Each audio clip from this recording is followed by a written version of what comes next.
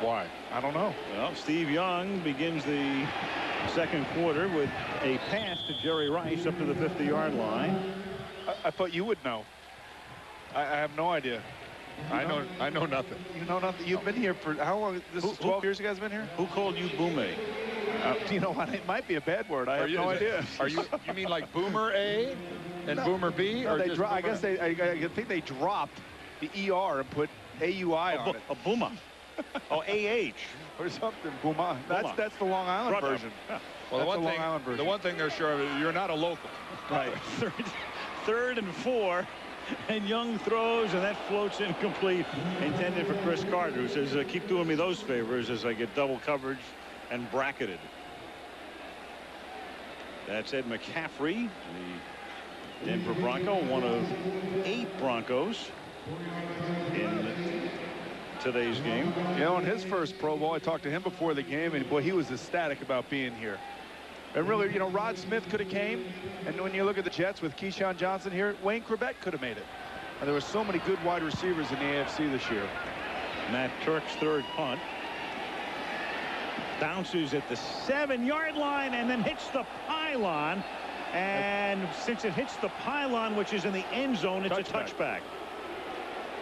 And pretty good illustration of it hitting the pylon. It knocked it over. Yes, it did. Little doubt about that one. Dick Hantak is the referee. His crew working the game. They'll move it to the 20-yard line, and we'll be back in a moment. Took it to Hawaii, and in fact, Orlando tried to entice the NFL to send the game there a few years ago. Eddie George for a gain of 4, but the resistance was met by the Hawaiian forces. They were able to keep the game here, and that's why I think the attendance rate through the years here has been a heck of a lot better than it would have been. I think I made 4 or 5 Pro Bowls with Fran Tarkenton and never saw him once. Right. Tark, notorious. The only time Tark showed up for the Pro Bowl, he announced it. I think you're right. Oh, this is great. Jerry Tarkanian's been to more Pro Bowls than Fran Tarkenton. 2nd down and 6 from the 24-yard line. Vinny Testaverde sends it back to Eddie George. Swing over the outside, seeking the first down, and has it up past the 30-yard line to move the chains. Now, the city really embraces this, though. I mean, everywhere we've been this week, I mean, people are talking about it. They're into it. I mean, the stadium is sold out. You can't get tickets around here. I mean, this is the right place for it. There's a real good feel for it, and a lot of the guys do like coming here, and we'll spend an extra week in the islands after this game is over. Right. No, you're exactly right. The NFL has done a nice job of making it kind of like an old home week for everybody involved. But let's face it, as a player, you dream when you come into the National Football League, would I ever be good enough to make a Pro Bowl? And the first one, the memories last the rest of your life. And Eddie George squirts through a lot of traffic. Well, I had a memory out here.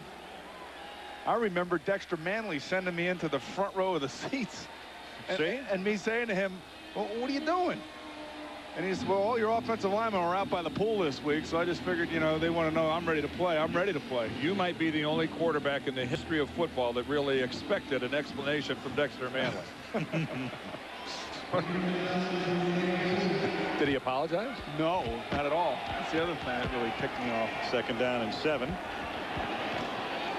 And this is Marshall Faulk. You know, Dan Fouts, we can open up Dan's mind. We were talking about quarterbacks getting sacked in this game and the rate of sacks being higher in this game than in regular season games. And Dan, what was your theory from yesterday that we were talking about? Because offensive linemen are picked for this game, Al, because they usually block for 1,000-yard rushers. Well, defensive linemen are picked for this game because they usually have a bunch of sacks.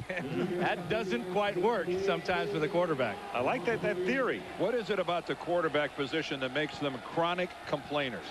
I don't understand it. 3rd down and 3, and that's caught by Keyshawn Johnson, who gets decked, but he picks up the first down up at the 49, tackled by Ray Buchanan. You know, Al, quarterbacks wear shoulder pads and helmets just like everybody else out here on the field. Yet all they do is complain about getting hit. They whine when they get knocked down. I've never, ever heard a group of guys collectively complain like quarterbacks. Dan Fouts, are you hearing this? Maybe they don't make enough money. What do you think? I don't know. Dan Fouts, this is what I've had to deal with all year long. This is unbelievable.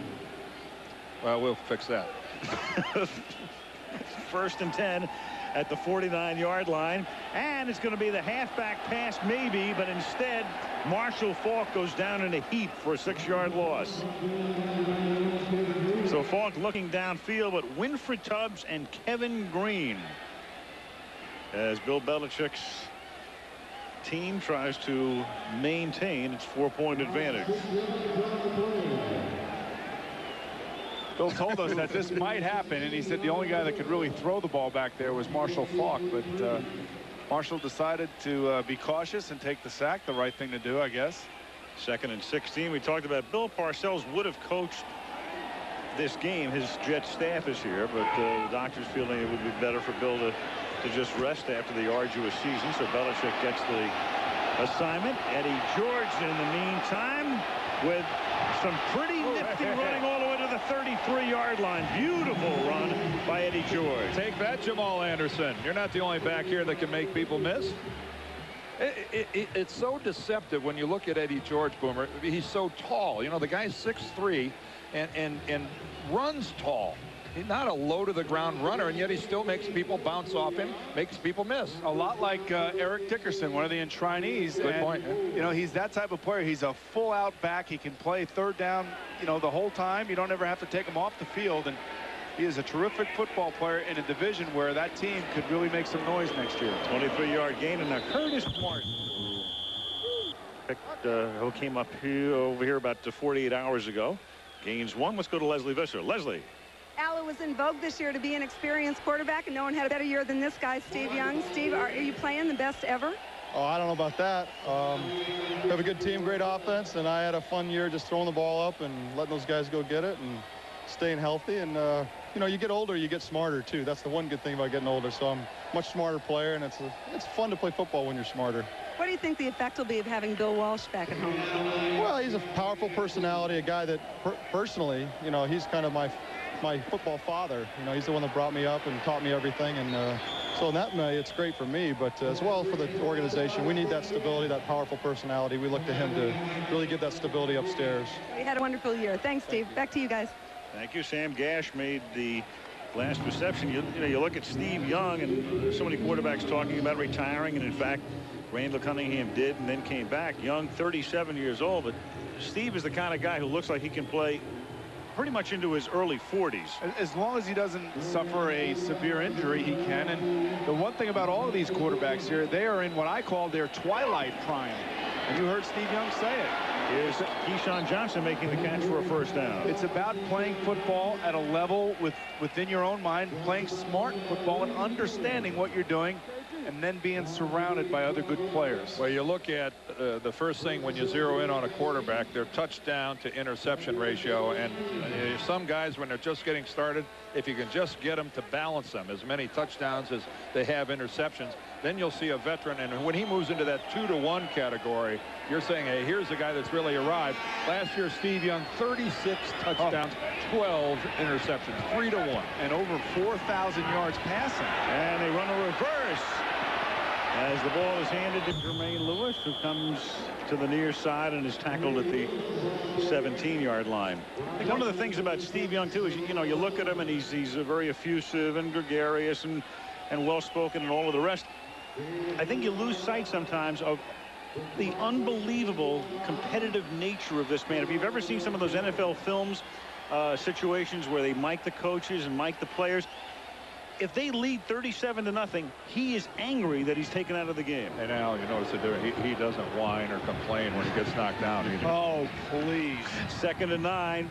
Testaverde throws, and that's caught by Keyshawn. So he goes to his main man again. 1st and goal. You know, but each of these quarterbacks in today's game, and especially Randall Cunningham, I think is the epitome of it. When you see it, he looks so relaxed in the pocket and has a feel for the game now and understands where all his receivers are going to be. And, you know, and the young receivers that are coming into the league like Keyshawn here and Randy Moss, guys like Vinny Testaverde and Randall Cunningham are benefiting from the greatness that they bring in. But Randall, he's the one that is, to me, has come full circle. 6.5 to go in the half, and on 1st and goal, this is Eddie George, who's taken down behind the line of scrimmage. The tackle is made there by Hardy Nickerson. When we're talking about Hardy before, here's a guy who had the heart ailment in the middle of the season. That was a big scare. Pericarditis he had, which was an infection of the lining around his heart, and he's in this game because Eddie McDaniel of the Vikings injured and couldn't play. But what a nice send-off into the offseason this has to be for Hardy Nickerson to get ready for next year. 2nd and goal from the 11-yard line. And then he throws. It's batted in the air, and it winds up in the arms of Marshall Faulk. After all that, Deion Sanders and Eric Moulds with the initial batting of the ball, and then Faulk winds up with the reception. That ball touched at least 3 different people, I think, before it ended up in Marshall Faulk's hands. Marshall looked like he was going up for a rebound. You see him snatch that thing? Looked like the immaculate reception.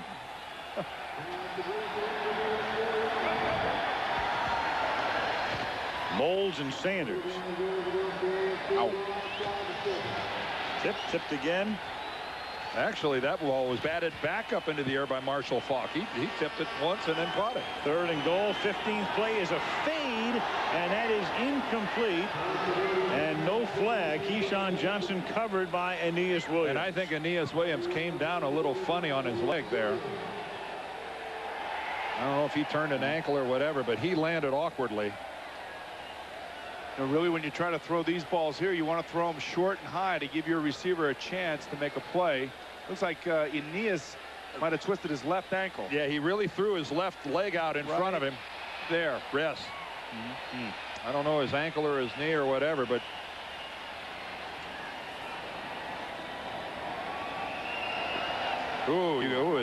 both his ankle and his knee were flexed outward a little bit. I think if you're an Arizona Cardinal coach, owner, player right now, you just hope that it's not serious.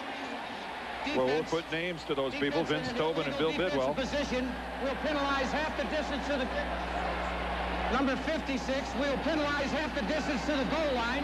1st down. Oh, somebody broke the rules. He did. Remember, it's supposed to be a 4-3, and Hardy Nickerson. Well, we saw Nickerson make a play in the backfield 2 snaps ago. You know, the Cardinals now are an up-and-coming team, Dan, with Jake Plummer leading the way, and it all starts on defense with Aeneas Williams, with Eric Swan, and Simeon Rice, and Andre Wadsworth. I mean, they have a bunch of guys. Jameer Miller. They could be one of the real top young defenses in the league next year. Speaking of injured players, if you're Bob Kraft and Pete Carroll of the New England Patriots, and your man Robert Edwards dislocates his kneecap and suffers ligament damage on the beach the other day in a made-for-television event. But you know, you can't be too happy. No. The thing about that is putting professional athletes in competitive positions and expecting them to pull off for one another is not going to happen. 1st and goal. Eddie George to the 3-yard line. It'll be 2nd and goal. You know, if I'm playing golf against you, Dan, you know how competitive it gets and how ornery you are after I beat you every time we play. But the fact of the matter is when you put players in competitive positions like that, you know, they're going to go full bore. I mean, I don't care if it's ping pong or it's beach football or beach volleyball. You're exactly right. It's anything that requires some physical aspect to it, jumping, running, or whatever. They don't know any other way to do it. 2nd down and goal from the 4-yard line. And you're such a humble winner. Eddie George tackled at the line of scrimmage. That's Winfred Tubbs. By the way, we're talking about no blitzing. The rules actually state inside the 5-yard line you can blitz, but it has to come from the outside linebacker, not a cornerback. Yeah, it's a 2. In other words, you're allowed to get upfield. Now, to defend the run is the reason, but if it happens to be a pass play and you are there, what the heck? Well, that would be my question right here. With the passing offense coming in, are you still allowed to rush the linebackers on the outside? I believe you are if you're inside the 5. All right, here it is right now. Besides, the rules get thrown out after a little bit here. Yeah, that's exactly. 3rd down and goal. And going for Johnson again, reaches up and can't make the play. Coverage by Ray Buchanan. If I'm a wide receiver and I want to get up and argue about whether it's a touchdown or not, it helps to be holding the football. Right. I understand. I guess he thought he had possession of it, and then Ray Buchanan actually knocked it out. But this is the type of throw that you want to allow a Keyshawn Johnson or a Randy Moss to go up and make a play on. And he just goes out there and tries to use his height. And Ray Buchanan does a really nice job of keeping his arm in there and getting the ball out of there. good throw, good play, and no, that's a good call by the official. Absolutely. You must come down and hit the ground with both feet, demonstrate that you have possession. Elam, 23-yard field goal attempt. That was the 19th play of the drive.